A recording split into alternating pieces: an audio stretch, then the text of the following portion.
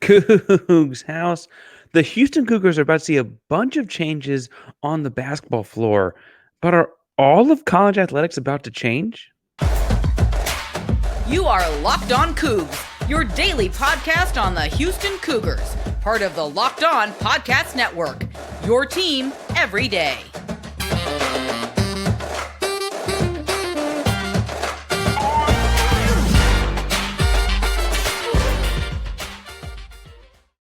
Welcome to Locked On Cougs, the daily podcast about your Houston Cougars. I'm your host, Houston-born teacher and coach Parker Ainsworth, here to break down all things Cougs. And whether you're a Houston fan or just a hater who came to stop by, thank you for making Locked On Cougs your first listen of the day. If you don't join in the conversation but don't know what to say, tell us in the comments down below who your favorite superhero is. Everyone's got one. Don't be too cool. Who is yours? Now, today's episode is brought to you by FanDuel, America's #1 sportsbook, and more on that in a second. But first, we got to break down some things happening on the basketball program. Sounds like people are after our assistant coaches. We got to get to that at some point. Sounds like there's going to be a change of the guard at point guard. No pun intended there. But first and foremost, we've got to talk about this potential proposed change across all of college athletics. Now, Andrew Marchand of The Athletic is a premier sports reporter. He's reporting the facts as he is given. And I'm going to lay this out there like he says it, although I'm going to chuckle along the way because I think it's a little ridiculous. Okay, I'll just say it up front. He's reporting it. I'm not saying it didn't what he's supposed to report, but I'm going to chuckle along the way here. Andrew Marchand tweeted out an article with The Athletic that he wrote about a group called College Sports Tomorrow, CST. As fake as that sounds, it's apparently real, is looking into creating a potential super league, right? CST is created by 20 people and 20 people that are higher up and the financial booster side of things and stuff like that. It's got some people in the NFL ranking officials and and they're going to make a super league. And the current outline, as Marchand put it out there, would be a system that has the top 70 programs across the Power Five. Yes, Houston would be included in that, and that's why we're talking about it here. Members from all five former major conferences, plus Notre Dame and SMU as permanent members, and have a way to include people from the full 130-plus FBS programs. They'd have 7 10-team divisions and an eighth of some promoted, relegated type of situation. And I quote, this is the interesting part here. Thus far, the group is struggling to gain traction with the schools that would play in their proposed, quote, Super League. The ACC Board of Directors heard a presentation from the group in February. However, planned dinners with administrators from the Big Ten, SEC, and Big 12 were all called off. Okay, so a couple of funny things here. One, it tells you a lot about the ACC that they're the only one that took the dinner, right? Like of all the things here, we talk about what's Houston going to look like, Houston opponent's going to be, is future of the Big 12 going to grow and gain ACC teams, etc. Clearly, the ACC is making sure that they're not getting left off of whatever list comes out in the future where the Big 12 is like, we'll check you later, right? I think that's an interesting difference between the two conferences. It makes you much more comfortable with the fact that Houston's in the Big 12 than the ACC, right? As I look at this, obviously Houston being included is a good thing. I think that that's the net positive for Houston that they're not going to get left out or anything. They're going to be thrown in with the whole Big 12. As I see it, though, folks, this isn't happening. It is a brainchild of 20 people that have money and think they have some power. But if you aren't going to get the Big 12, the SEC, or the Big 10 to meet you for dinner, it ain't happening. And they're not coming to dinner because no conference commissioner is going to enter in this and jeopardize their current TV contracts for as like half-baked an idea this one seems to be. For instance, their playoff system is going to be 8 division winners from those different 10-team divisions. And then the eighth division, is going to be teams that are promoted and relegated in and out from the non-power schools. But then that seems like all of that promotion, relegation in the one division, but not the other divisions, and then equal playing field for the spots. It all still seems very, very early stages of this. Now, on the positives here, what they're looking at is a full Super League with no other conference affiliation. So your scheduling could be within your division. You get to more localized, regionalized things, and then share money with the entire Super League. Okay. I think we'd all appreciate some more regional rivalries and those kinds of things. That is a positive.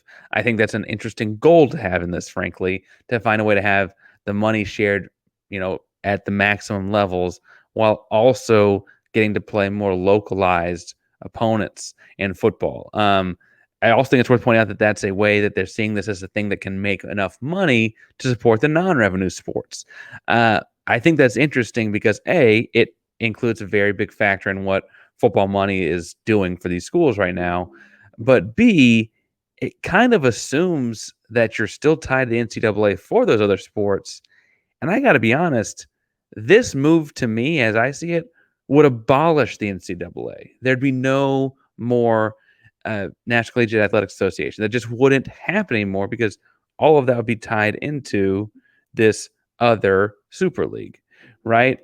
It also argued in the Marchand article that this would be a single entity that could help with NIL deals, controlling NIL deals, one voice, etc.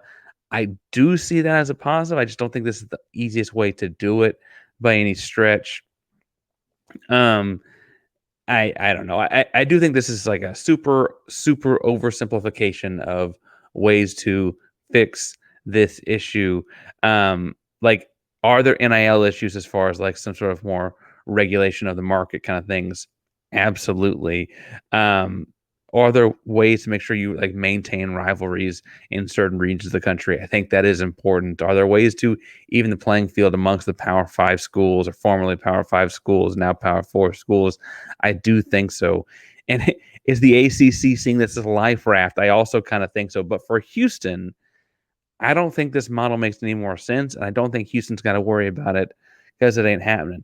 The current model is going to be a 12-team playoff as soon as next year. There's no world in which a Big 12 champion doesn't make a 12-team playoff. We had sometimes you'd have to argue for a 4-team playoff or whatever, but do well in the Big 12, you got a shot, right? I think that's fine. I do think that there will be changes in the future. I do think there'll be some way to go about this. But this whole article feels like just kind of a hint at wealthy people are talking, right? And at the end of the day, I understand that that's worth writing about, but I'm not sure as a Houston person, you got to put any more thought into it than that, right? Like this idea that the future of Houston, what's going to happen, what's Houston going to look like?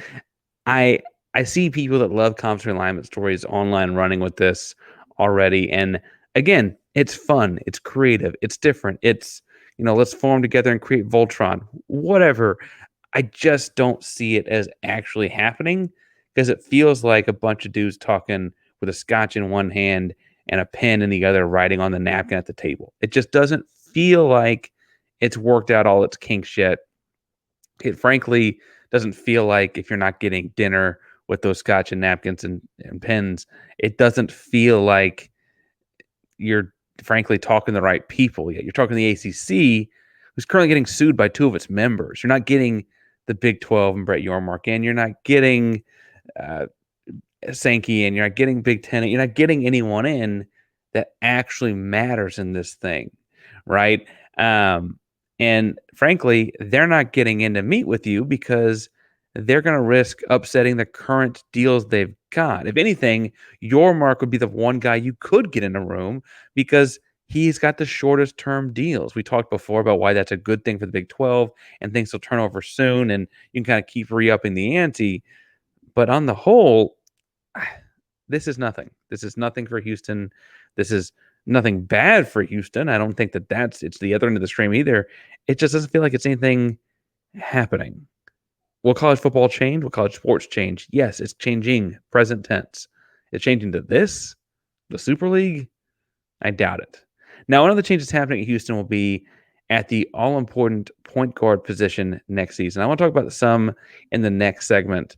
But first, I got to talk about a habit we got to talk about these days, and that is finding ways to make non-Astros baseball games interesting. And I'm finding the best way to pay attention to things and find other things interesting in this loaded sports calendar is going to FanDuel. Now, FanDuel is America's #1 sportsbook, and it's making it even more exciting to get in on the action right now. New customers can get $200 in bonus bets anytime you have a winning $5 bet. It's $200. You can use it on anything. Final Four this weekend, Major League Baseball, NBA playoffs, and NHL playoffs are coming up too. I don't know who to root for in the NHL playoffs ever. Anyway, you can go to FanDuel.com right now. The Astros are almost even money to win AL West, which feels like a jinx, but you can go check out things there. Visit FanDuel.com/locked-on to make your first bet a big win. FanDuel, America's #1 sportsbook. All right, on Wednesday, April 3rd, Kelvin Sampson gave his end-of-season press conference.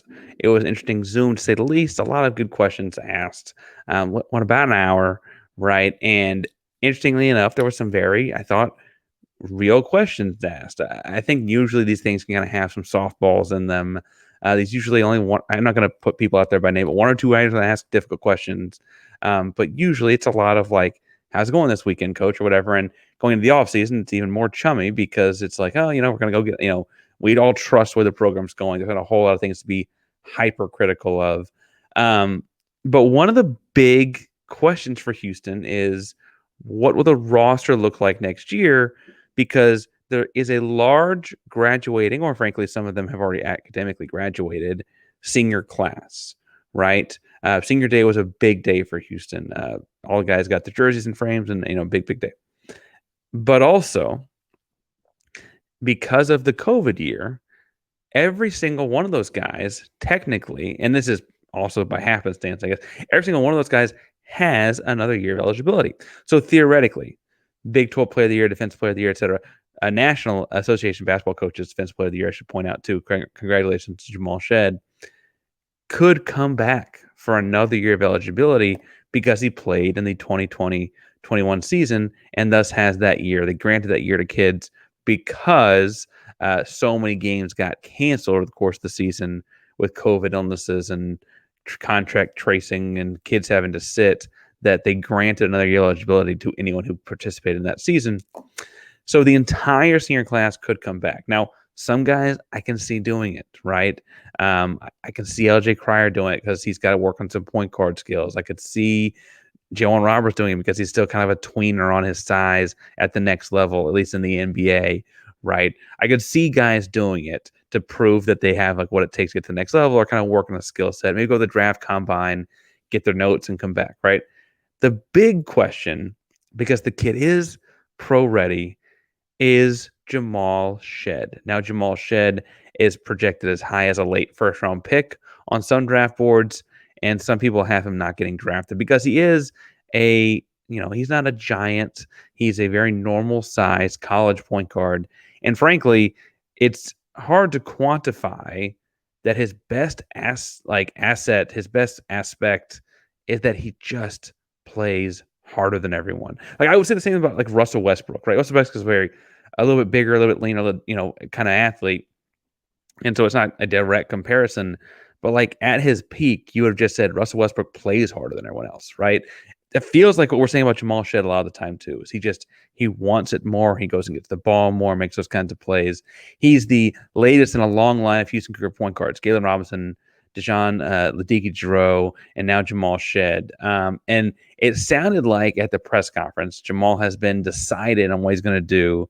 He had emotional goodbyes at the end of the season. He hasn't officially said what he's going to do, and so I don't want to put words in his mouth, but a lot of people are assuming nationally that he's going to go pro. He's going to go make some money. Again, the big difference being a first-round pick is guaranteed a contract.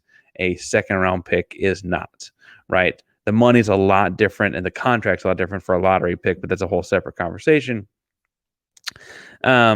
Samson did not comment, said that's his news to tell. He's not going to do anything for Jamal. He does have a pretty good idea, it sounded like. And when Samson spoke, he did say that Houston's going to have a strong point guard next season. He also said, I'm looking for a guy that has this, this, and this. This, and this is the key. He wouldn't say what this, and this are, but he said he got a couple of very specific qualities he's looking for in a point guard. Again, he found and brought in Galen. He found and brought in Ladiki. He found and brought in Jamal. I think he knows what he's looking for. He point blank said, though, I'm not looking for another Jamal. That guy is not out there. I'm not looking for another Dejan. That guy's not there. I'm not looking for another Galen. I'm looking for this kid. He runs his own race. He'll do it the way he does it, and that will be good enough for us.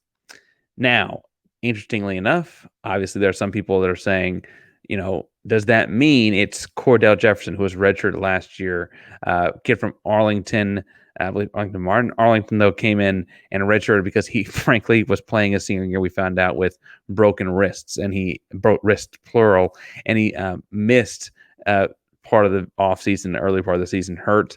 And so then, of course, when it's time to get healthy, just redshirt, not miss anything, right?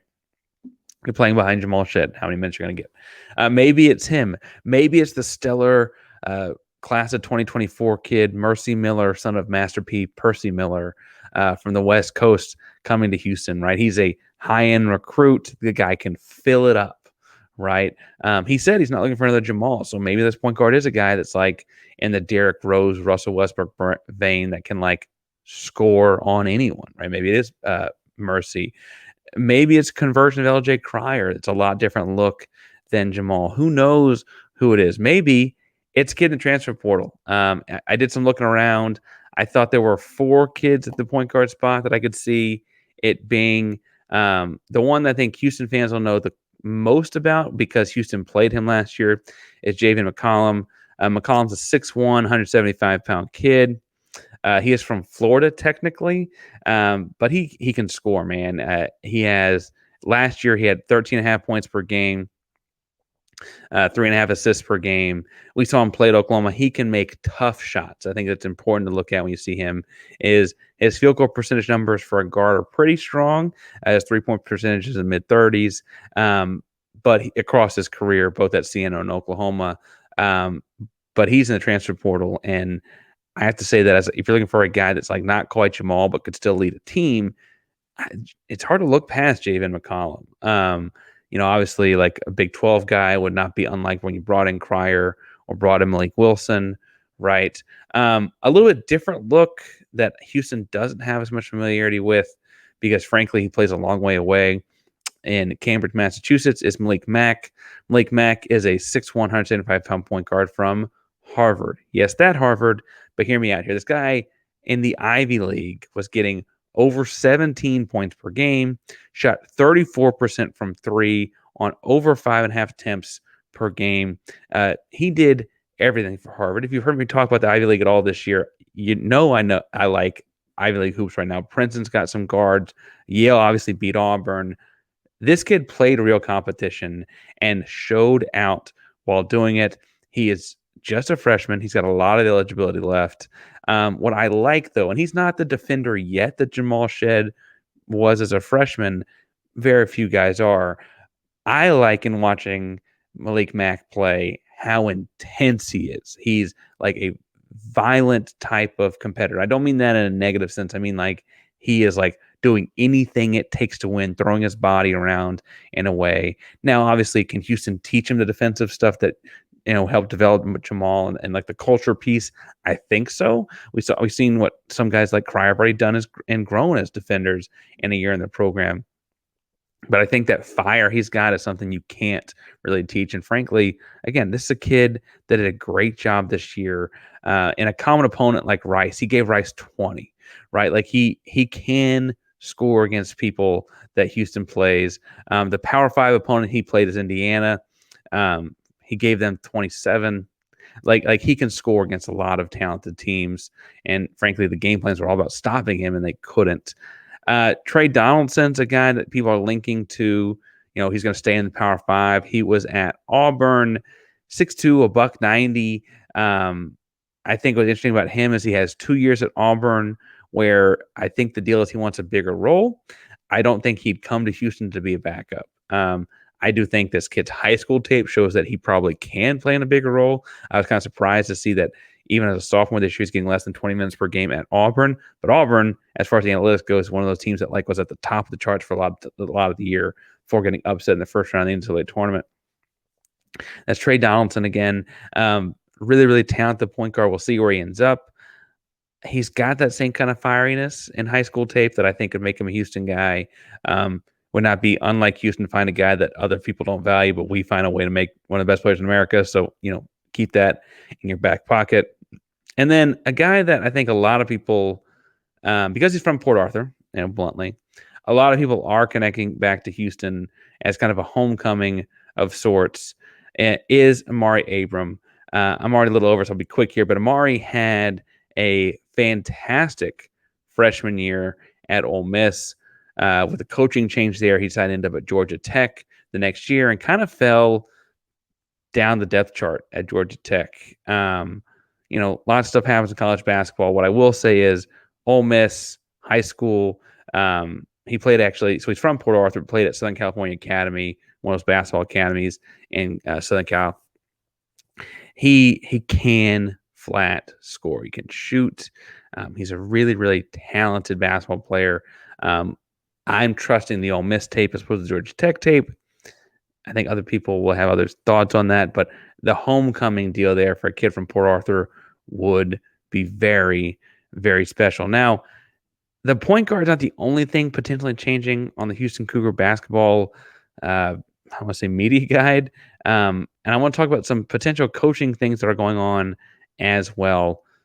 Trust me, it's not as bad as it might sound, but we do need to talk about, before we get into any of that, if you're watching sports this weekend, you got to be doing it on a Fire TV, because Fire TV is your destination for sports. They got live games, highlights, in-depth analysis, and a lot more. It offers amazing viewing experiences with smart TVs that will have Fire TV stick that you can plug into your existing TV, get access to all these same millions of movies and TV episodes, as well as free and live TV.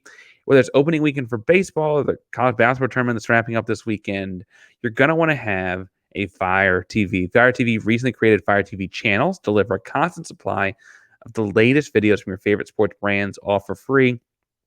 Yes, that includes all of us here at Locked On and most of the big pro leagues and college conferences as well. Fire TV channels let you dive into all of the game analysis, highlights, and more. Keep update on latest in the world of sports, March Madness, the NBA, MLB, whatever's going on, they've got it on Fire TV. Not to mention great news, entertainment, gaming, travel, cooking videos, all kinds of other stuff as well. So go check out Fire TV channels on Fire TV and Alexa devices. If you haven't checked out Fire TV channels, you should. Trust me on this. To learn more, visit Amazon.com/LockedOnFire TV. All right. Last thing that was said, that I think, not the last thing that was said, but I think the thing that got people's attention was that Kelvin Sampson said, when asked about the coaching staff and those kinds of things, that he's got guys on his staff that should be head coaches elsewhere because they're certainly good enough. And then quickly pointed out that 2 of his assistant coaches have gotten head coaching job offers in the last 10 days. I would point out it's been less than 10 days since the season was over. So that means that they're that coveted, right? That they're getting people to offer them jobs, and the season's not even over yet.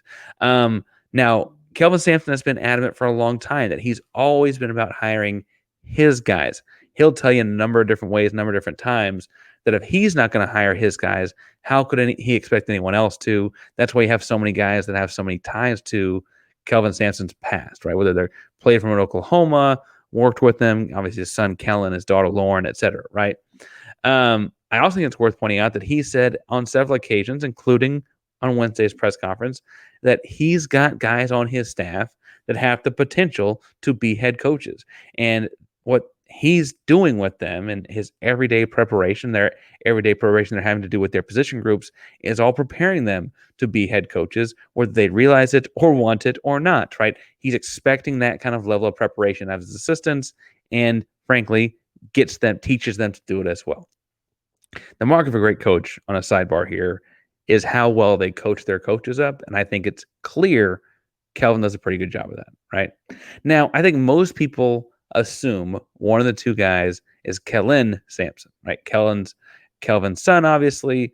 Everyone assumes it's the job is his next whenever Kelvin retires. Head coaching waiting, assistant head coach, yada, yada, yada. Kelvin has turned down jobs before, and frankly, I feel like if he's turned down jobs before, calling him before the season's over, like I I get that people want Kellen. They want as close to the culture as they can get to come to their program. It just I feel like it's not Kellen, and I feel like that because frankly, because he's turned down jobs for, because this year was so public with the Big 12 spotlight, they're like, hey, he's got this program next. I feel like most people knew that he's not leaving, right? I know he's coached at Stephen F. Austin, Oklahoma before as an assistant. And frankly, he also had a GA year at Indiana for his dad back in the day. I just don't think Kellen got the offer because, frankly, Kellen wouldn't take the offer. And so I feel like Kelvin would have felt comfortable saying that. I just don't think it was. I understand that he's the most qualified because he's the top assistant, right? And people are assuming that he's going to get I think correctly, assuming he's going to get the job next as the head coach in waiting and so on. Whenever that happens, I just don't think it was him. I think the two guys that really could have been are Casey Beard. So Casey Beard is currently listed as a special assistant to the head coach. He spent 7 or 8 years as a video guy at Houston, was promoted right after the Final Four run. He spent 3 seasons as a video guy in the NBA and 1 season that was really, really important with Team Canada because that's actually where he met Samson on staff in 2013. All of those years in the NBA with Team Canada were as video guys. His assistant coaching gigs have been at West Texas A&M. He also GA'd there and at the University Pacific. For what it's worth, he also did coaching in college. He's one of those guys that was a student manager and kind of worked his way up that ladder at Boise State. And I think KC is the kind of guy that's in his early 40s. You're seeing linked to jobs like the Utah State job and stuff like that, where it's like Division I basketball, so they feel like they got a shot to pull in an assistant from a program like Houston, right? But it's also not like a Power 5 job necessarily. I think everyone that's heard KC talk about basketball knows he'll be a good head coach one day. He knows a lot about it, knows a lot about relatability. And frankly, because he's not the former player that so many guys on staff are, I think it's kind of safe to assume that, he leads with a lot more of the culture pieces, right? The work ethic. I mean, you talk about a guy that works way up from the video room to being a special assistant to the head coach. That's work ethic in and of itself that I think you're hoping to bleed out into your program. He's really, really sharp and he's young, relatively speaking. And I think it's worth pointing out that the natural next jump for him would be to be a head coach somewhere. For what it's worth, he's been at Houston a long time, but he's also not the guy on staff that has the, bloodline connection. Not it's literally like Kellen does, but he doesn't have that tie to Kelvin. He obviously owes Kelvin a lot for the promotions and all the jobs and all the work they've done together. But he's not like a former player of Kelvin's either, right? So I think that he's actually one of the guys that would be a natural guy to come pick off. You're trying to get some part of Houston culture into your program, and I think he'd be really good at it. Another guy on staff that I think is actually one of the two as well. I think it's KC, and then I think, and I love him on staff. I think the other one's Quanas White, and I don't think Quanas is necessarily leaving. I don't mean to say it like that. Quanas is going to be a really, really good head coach. You can hear in the way he talks about the game. He actually came to Houston in 2017, not back in 2014 when Kelvin came to Houston. He was an assistant at Western Kentucky, assistant at Tulane. He did do some GA work with Samson, Oklahoma. He also ran a AAU program in Louisiana. He's been involved in coaching for a long time. He coached a little bit of the game. There was some COVID stuff back in the COVID season where Samsons couldn't be there, and he got to head coach a little bit, and have that experience. I think because of how great a player he was, how smart a player he was, and where he fits in the Kelvin staff and system, his experience with other staffs and other systems, his ties to Louisiana, which is Louisiana and East Texas is great basketball recruiting. I think you're going to see a lot of people offer Quanas White jobs if you're paying attention. I think Quanas White's going to be a darn good head coach, and I think that he's one of the two that could potentially get picked off here.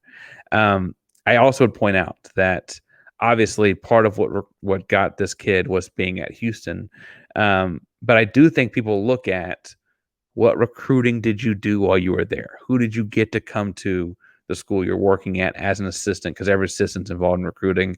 And Quanas has frequently been linked to and been considered the lead recruiter on one Jarris Walker, the biggest profile recruit to come to Houston in a long, long time, right? I think that people also take that into account, like, oh, he got Jarris Walker to come to Houston when they were an American Athletic Conference school, right? Now, we both know that wasn't just some regular old American Athletic Conference school. Like, Houston had been built up to that point. But I do think that that's intriguing to people as well. Now, I hope I'm wrong. I hope that I hope that it's some. I don't know. I don't know who I hope it is. I hope that the coaching staff stays the same. I do think, though, that there is intrigue from other places to pick off when these guys come be a head coach. And I would never tell them not to do that. It's a major career bump in the right direction. And as Kelvin says, these guys are all more than prepared after having worked with Kelvin for such a long time. For what it's worth, as far as the head coach at Houston goes, Kelvin went as far to say that he's got more fire in his belly than before after the way that the season ended. And he's been, quote, too pissed to think about retiring, right? And I think that means that, especially if you're one of those guys that's looking to be a head coach that's not named Kellen, you might also be looking at this from it'll be a long time before I get that job in Houston kind of thing. Now, I hope I'm wrong. If you don't think so, tell me, or whatever you think about basketball coaches, point guards, etc. down below. Locked On Cougs, it's a proud Locked On podcast. Your team, our Houston Cougars, every day. Go Cougs.